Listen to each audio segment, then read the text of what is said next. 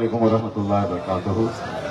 Stage पर मौजूद मजलिस इत्तेहादुल मुस्लिमीन के हमारे शोलापुर के जिम्मेदार फारूक भाई शाब्दी, वारिस पठान साहब, अतीक भाई, समीर साजिद बिल्डर, एडवोकेट खिजर पटेल साहब, ये प्रोग्राम जिसने यहाँ पर ऑर्गेनाइज किया बाबा भाई, और मैं आप लोगों का तहे दिल से शुक्रिया अदा करता हूँ कि आप लोग इतनी तादाद के अंदर, कोई प्लानिंग नहीं थी। फारूक शाब्दी साहब का कहना है मैं कल ही रात में आया था और एक ही बोलने के ऊपर इस बात से एक बात तो यकीन हो जाती है कि शोलापुर के अंदर मजलिस के चाहने वाले अल्हम्दुलिल्लाह कितने सारे लोग हैं। ये आप लोगों की मोहब्बत है कि आपने हमेशा से ही बैरिस्टर असदुद्दीन अवैसी साहब मजलिस इत्तेहादुल मुस्लिमीन को जो ताकत बख्शी है, हमेशा आप लोगों ने अपनी मोहब्बतों से नवाजा है और उसी का नतीजा है कि आज महाराष्ट्र के चंद वो शहर जहां पर मजलिस बहुत अच्छी तरीके से मजबूत हुई है, उसमें एक शोलापुर भी है। आने वाले कुछ महीनों के अंदर यकीनन नगर पालिका, महानगर पालिकाओं के इलेक्शन होने वाले हैं और हमें यकीन है कि कुछ महीने पहले जो आपने अपना साथ दिया, ताकत दी, दुआओं से नवाजा फारूक शाब्दी को, अब आने वाले वक्त के अंदर हम चाहते हैं कि शोलापुर की महानगर पालिका के अंदर मजलिस इत्तेहादुल मुस्लिमीन के ज्यादा से ज्यादा उम्मीदवार चुनकर आए। अभी वक्त है इलेक्शन के लिए, लेकिन हमने सोचा कि जहां पे मजबूत हमारे गढ़ है वहां का हम जायजा लें और आज दोपहर से लगातार अलग अलग जितने प्रोग्राम्स में हम जा रहे हैं, वहां पे आप लोगों की मोहब्बत देखकर इतना तो यकीन हो चुका है कि अगर कल औरंगाबाद और शोलापुर के अंदर मुकाबला हो जाए कि किसकी ज्यादा आएगी, मुकाबला बड़ा टक्कर का रहने वाला है। क्योंकि जो हालात जो दीवानगी हम हैदराबाद में देखते हैं, जो दीवानगी अल्हम्दुलिल्लाह औरंगाबाद में पैदा हुई है, कुछ दिन पहले हमने गोवंडी के अंदर वही दीवानगी देखी और आज वही जुनून, वही जोश, वही जज्बा आज हम यहां पर शोलापुर के अंदर देख रहे हैं। बस करता अपने लोग नहीं, एक बार उसको लगा तो वैसे ही बड़बड़ करते हैं। मोदी जी है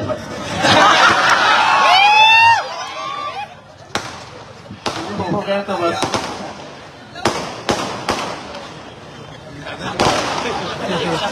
नाम लेते ही और बज रहा। मैं पटाखे के बारे में बोल रहा हूं। तो मेरे भाई, आज इस हालात से हम गुजर रहे हैं, उसके ताल्लुक से वारिस पठान साहब ने आपको अच्छी तरीके से बताया है कि कैसे कानून हमारे ऊपर लादे जा रहे हैं, कैसा जुल्म और सितम हम पर किया जा रहा है। अभी कल ही 2 दिन पहले औरंगाबाद के एक तालुके में एक नौजवान 25-26 साल के लड़के को बजरंग दल के कुछ गुंडों ने छुरा घोंप कर उसका कत्ल कर दिया। ये गुंडागर्दी आए दिन बढ़ती जा रही है। हुकूमतों को ये लग रहा है कि इनके लिए कोई आवाज उठाने वाला नहीं है, हम किसी को भी कभी भी किसी का भी कत्ल कर देंगे, किसी की कोई जुर्रत नहीं है हमसे कोई सवाल करने वाला, कोई हमसे सवाल पूछने वाला। उन्हें ऐसा लगता है कि शोलापुर में फारूक शाब्दी साहब कामयाब नहीं हुए या औरंगाबाद में इम्तियाज जलील कामयाब नहीं हुआ तो मजलिस पूरी तरीके से खत्म हो गई है। सियासत के अंदर लोग चुनाव जीत कर भी इतनी मोहब्बत नहीं पाते हैं जितना हम हार कर अल्हम्दुलिल्लाह मोहब्बत पाते हैं। आपके जीत का जश्न इतना जोर से नहीं मनाया गया था जितने हार का गम, जितने हार का अफसोस एक एमएलए की सीट अगर हारते हैं तो एक कॉन्स्टिट्यूएंसी की सीट हम हारते हैं। लेकिन शायद मैं समझता हूं, चाहे वो वारिस पठान हो, अतीक सर हो, फारूक शाब्दी हो या इम्तियाज जलील हो, हमारे लिए ना जाने कितने ऐसे लोगों ने अपने आंसू बहाए उस हार के ऊपर। लेकिन हमारे मुखालिफिन ये समझ बैठे कि अब हार गए, गिर गए तो खत्म हो जाएंगे। इतनी जल्दी खत्म नहीं होंगे मेरे। हम अभी भी वही जलवा रखते हैं, वही जोश रखते हैं। इसीलिए जो बजरंग दल के गुंडे 24 घंटे के अंदर पकड़े नहीं गए थे, वहां के एसपी को हमने कहा कि मैं आ रहा हूं। नौजवान तैयार नहीं थे, वो लड़के का जनाजा ले जाने के लिए तैयार नहीं थे, पोस्टमार्टम के लिए तैयार नहीं थे, उसकी तदफीन करने के लिए तैयार नहीं थे। उनकी यही मांग थी कि जो भी मुलजिम है, जो भी हत्यारे हैं, पहले वो गिरफ्तार होना चाहिए। मैं गया वहां पर एसपी और बड़े बड़े अधिकारी थे। मैंने नौजवानों को समझाया, मैंने ये कहा कि हम अपने एक बच्चे की लाश को ऐसे ही किसी मर्चुरी के अंदर हम पड़े रहने नहीं देंगे, तो पोस्टमार्टम करने दो, पूरे एहतराम के साथ उस नौजवान की तदफीन करो। वो गुंडों को पकड़ने की जिम्मेदारी इम्तियाज जलील की रहेगी। और अल्हम्दुलिल्लाह तदफीन हुई। मैंने पूरे पुलिस डिपार्टमेंट को ताकीद कर दिया था कि अगर ये गुंडे पकड़े नहीं गए तो ऐसा आंदोलन जो तुमने शायद कभी देखा नहीं होगा, वो आंदोलन खड़े करूंगा और मैं उसका नेतृत्व करूंगा। नतीजा ये हुआ कि तदफीन हुई और महज 2 घंटे के बाद वहां के पुलिस अधिकारी का फोन आता है, इम्तियाज जी, जो मेन हत्यारा था, जिसने चाकू चलाया था, उसे हम गिरफ्तार कर चुके हैं। 2 घंटे के अंदर। फिर आधे घंटे के बाद वही पुलिस अधिकारी का फोन आता है और वो कहता है कि दूसरा हत्यारा भी हमने पकड़ लिए है। मेरे कहने का मतलब यह है कि आज तुम्हारे लिए आवाज उठाने के लिए कोई नहीं आने वाला। हां, लेकिन इलेक्शन के वक्त भीख का कटोरा लेकर ये जमात ऐसी है, ये जमात वैसी है, ये फिरका परस्त है, हम सेक्युलर है, हमारा साथ दो। और आज भी इस शहर के अंदर वही भाड़े के टट्टू, वही लोग जो आपकी गलियों में, आपके मोहल्ले में आकर आपको ये राग सुनाते हैं कि हम सेक्युलर हैं, हम सेक्युलर पार्टी का साथ दो आप लोग, ये फिरका परस्त जमात है, तो अच्छी तरह से सुन लो। जब ऐसे वक्त आता है, जब तुम्हारी जरूरत होती है, तो तुम 4 दीवारी के अंदर बंद रहते हैं, एसी कैबिन के अंदर बैठ जाते हैं, अपने ड्राइंग रूम के अंदर पर्दा डालकर बैठ जाते हैं। अगर सड़क पर कोई उतरता है तो वो मजलिस इत्तेहादुल मुस्लिमीन उतरता है। और ये सेक्युलरिज्म का राग अब हम के ऊपर सुनाओ मत, बहुत हो चुका है। अच्छी तरह से सुन लो, जूती पे मारते हैं हम तुम्हारे जैसे सेक्युलरिज्म को, जूती पे रखते हैं। अगर बुरे वक्त में तुम हमारे लिए खड़े नहीं रहेंगे तो तुम्हारा कोई अधिकार, कोई इख्तियार नहीं है कि तुम महज चुनाव के वक्त हमारे बीच में आए। आज एक ऐसे दौर से हम गुजर रहे हैं, क्या वजह है कि चाहे वो वक्त का कानून हो, चाहे जो नए नए कानून लाने की कोशिश की जा रही है, चाहे वो मस्जिदों के ऊपर से लाउडस्पीकर हटाने की बात हो।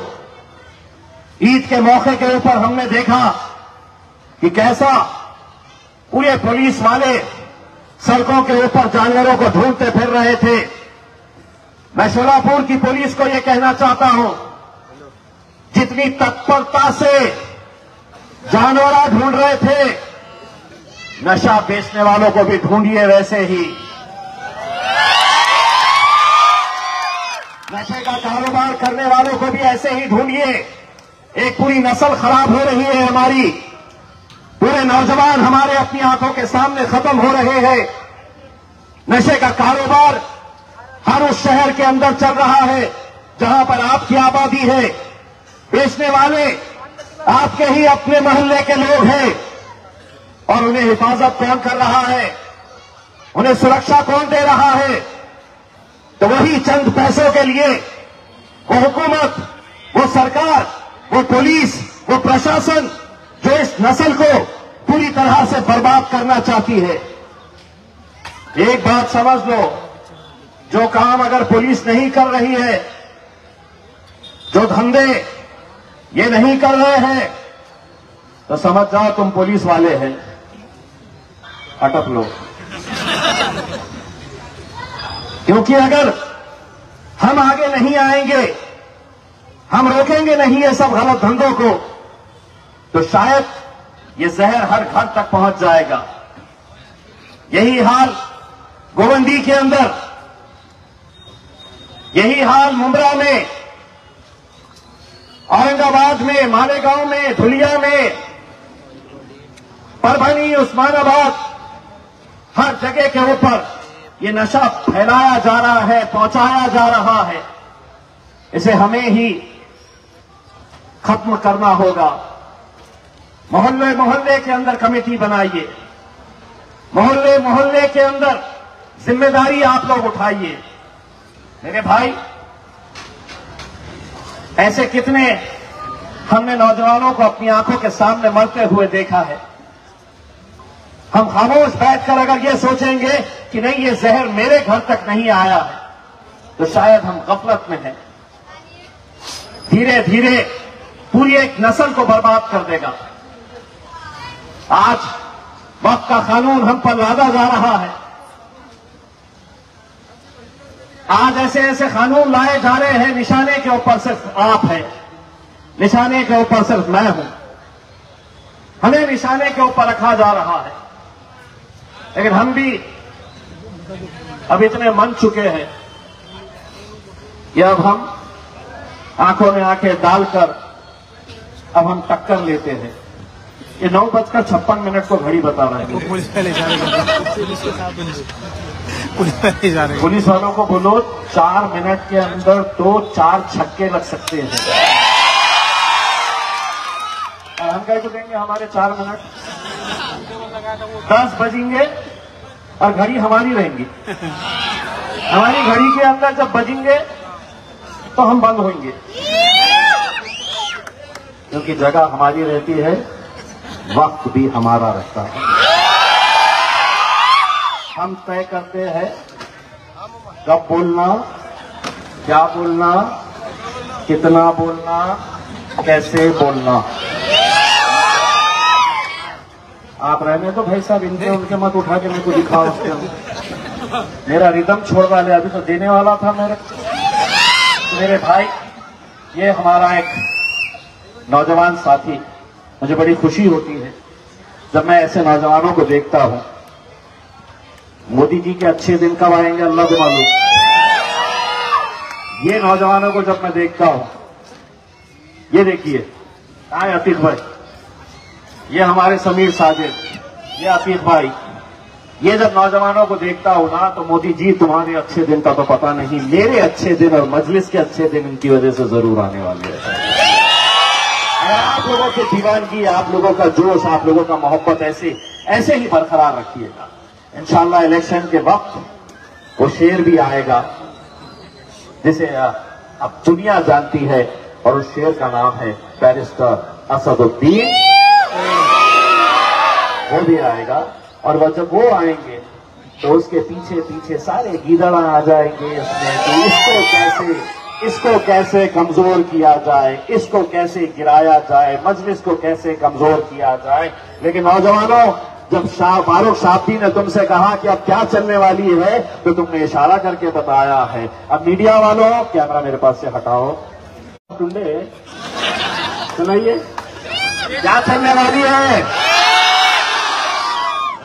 और दोबारा जब आएंगे तो फिर दवा के देंगे, आपको जो जो चाहिए जो ये देंगे उसके में इंशाल्लाह। बहुत बहुत शुक्रिया वाक़िअत।